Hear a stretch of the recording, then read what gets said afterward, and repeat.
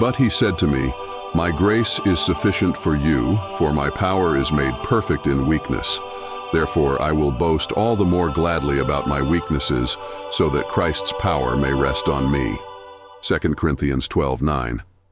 The Apostle Paul's words remind us that, while the world often sees weakness as failure, God sees it as an opportunity to demonstrate His strength. Our limitations are not obstacles for God. Rather, they are openings where His power can shine most brightly. Paul's experience of weakness wasn't merely an abstract concept. It was something he lived through daily.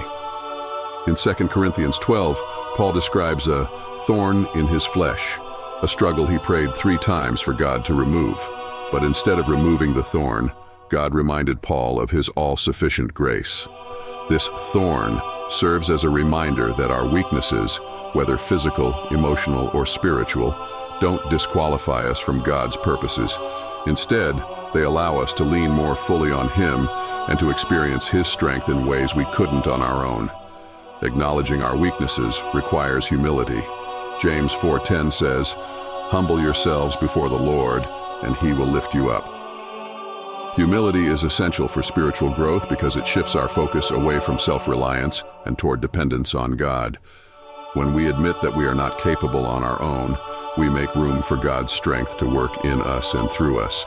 Jesus often taught this principle to His disciples, reminding them that God values a heart that is humble and reliant on Him. Weakness also helps us develop compassion and empathy for others.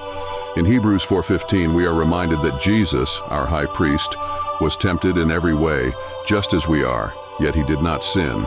Because Jesus experienced human weakness, He can sympathize with our struggles, offering grace and understanding.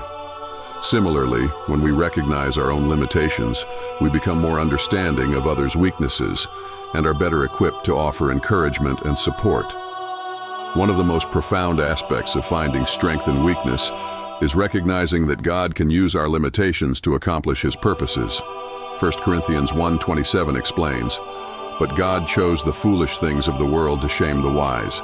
God chose the weak things of the world to shame the strong." God often uses those who appear weak in the eyes of the world to do remarkable things, showing that His power doesn't depend on human strength or status. This perspective allows us to see our weaknesses as instruments for God's glory rather than sources of shame. In moments of weakness, prayer becomes our source of strength. Philippians 4:6-7 encourages us, "Do not be anxious about anything, but in every situation by prayer and petition, with thanksgiving, present your requests to God. And the peace of God, which transcends all understanding, will guard your hearts and your minds in Christ Jesus." When we bring our struggles to God in prayer, we invite His peace to replace our anxiety. We may not always receive immediate solutions, but we are assured of God's presence, which provides strength and comfort. The life of King David also illustrates the power of relying on God's strength. Although he was anointed king at a young age, David faced many challenges, from battling Goliath to fleeing from King Saul. David's strength wasn't in his physical ability or status, but in his trust in God.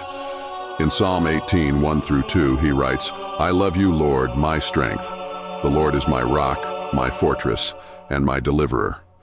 David's reliance on God made him resilient in the face of adversity and allowed him to lead Israel with humility and courage. Another benefit of embracing our weakness is that it encourages us to surrender control to God. Proverbs 3:5-6 reminds us, "Trust in the Lord with all your heart, and lean not on your own understanding. In all your ways submit to Him, and He will make your paths straight." Surrendering control doesn't mean giving up. It means recognizing that God's wisdom surpasses our own, and that His plans for us are greater than anything we could imagine. In letting go, we open ourselves up to God's leading and allow Him to work in ways we might not have anticipated. Ultimately, finding strength in weakness is about drawing closer to God. Isaiah 40:29 tells us, "He gives strength to the weary and increases the power of the weak." God never promised us a life free from struggles, but He promised to be with us through every trial. Our weaknesses remind us that we are human and that we need God every day.